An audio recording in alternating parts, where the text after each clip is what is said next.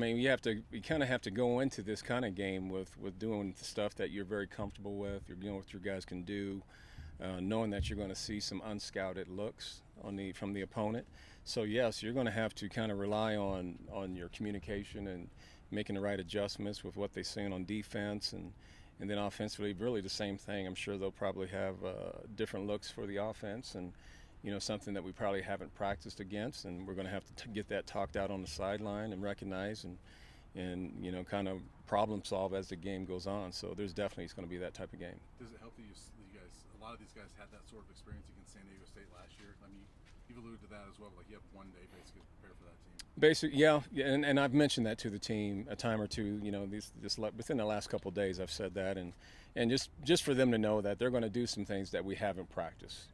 I'm sure of it. So we have to just be ready to make the adjustments when needed and take advantage of our opportunities when we get it.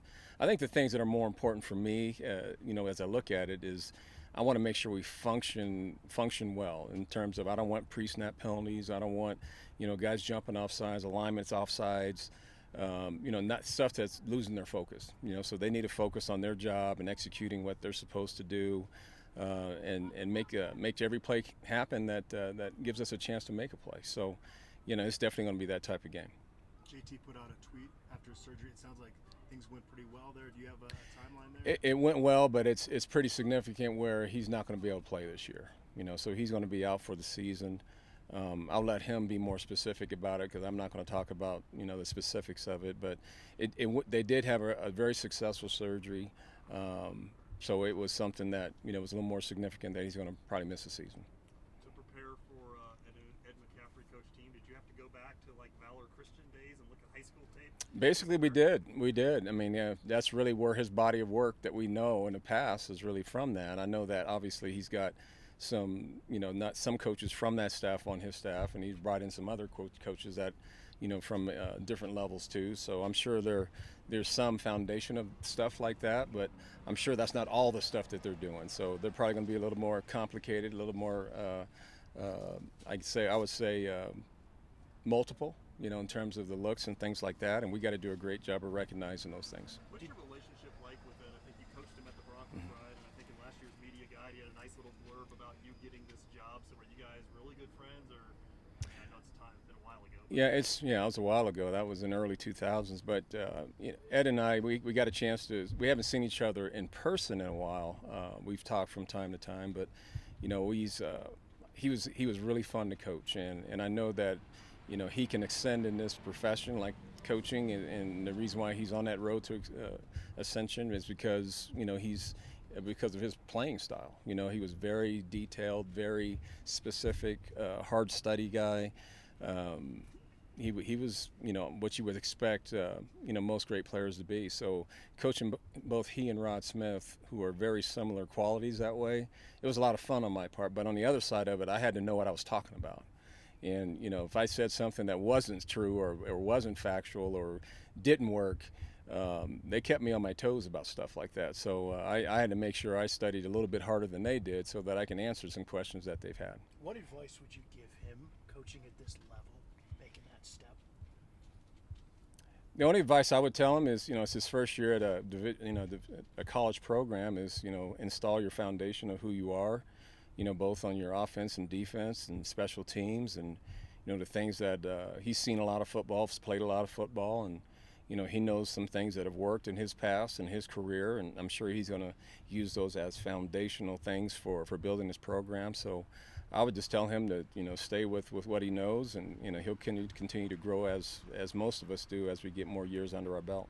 Brendan sounded pretty even-keeled when we talked to him yesterday, just, of course, making his first start this upcoming Friday. Have you noticed just any kind of nervousness with him, or does he seem to be pretty calm, cool, and collected? When he played in the Texas game, when we say, hey, you're in, he really didn't change his demeanor or anything. He just went in the game and does what he does. And I think he's one of those guys, he really relishes playing. He really relishes in the moment. And, I'm sure in his mind he wanted to play well and to show that he could play at this level, which he checked all the boxes, from that standpoint, when he played in the bowl game. And I would just say that's kind of his personality. He has a tremendous amount of confidence in himself. He knows that he's a good playmaker with throwing, whatever he's throwing people to throwing to receivers or making plays with his feet. He knows he has some unique qualities that makes him, a special player. So I think he's who he is. I don't think he's going to look at this as anything significant other than it's his first day game starting. But I think you're going to see a guy that's going to settle in and play well as the season kind of progresses along. How confident are you in him starting this game on Friday? Very confident. Very confident. He's put together a good week of practice so far. He's one of those guys that he feels very, very confident that if a play's a bad play, he has the ability to make it a good play. So I know that's one of those intangibles that not most people have, but he's able to do it. And I think he knows that kind of his ace in his pocket, right? As for me, I just know that he's going to play hard. He's going to try to make great decisions. He's going to try to engineer our offense and manage it. And I'm really excited to watch him play. Ed mentioned that you're kind of one of the guys that's helped shape him as a coach, as kind of a mentor from your time with him. Did you see coach qualities in him when you were coaching him? And then also, have you ever coached against one of your former players? I have seen coaching qualities in Ed and Rod. Rod would, every time I've asked him, "Oh man, you should be going to coaching." He wanted to stay as far away from that as possible. But with Ed, he has 4 boys and they were all very successful. And the reason why they're successful is because there was a lot of teaching that was going on in the family, in the McCaffrey household, and then they obviously extended it when they went to their separate universities. So that's part of his fabric, So I believe this is a great profession for him, and he'll do a great job. And I just don't want it to happen on Friday. Did you ever recruit the boys in any stop over the years? Most of those guys, I was in the NFL. When Dylan was out, I was in the same thing with Christian and Max. All those guys, I was in the NFL.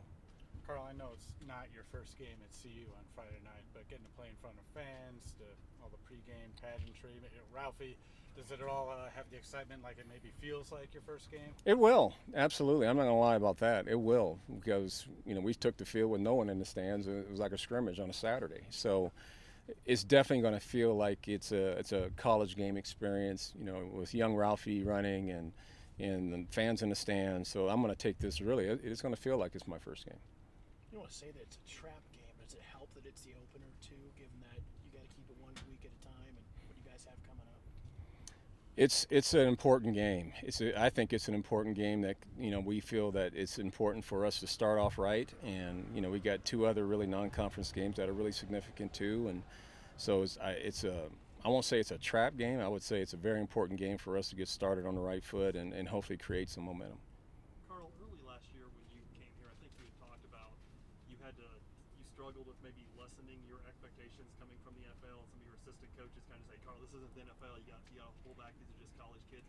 How much closer is this team today to maybe meeting the level of your expectations than they were last year? They're closing the gap. It still has a lot more learning and growth to go, but I've only been here a year, so I feel confident that they'll catch up with our systems offensively, defensively, and special teams, and I know that they're better at doing those things for all 3 of those areas right now than we were a year ago. So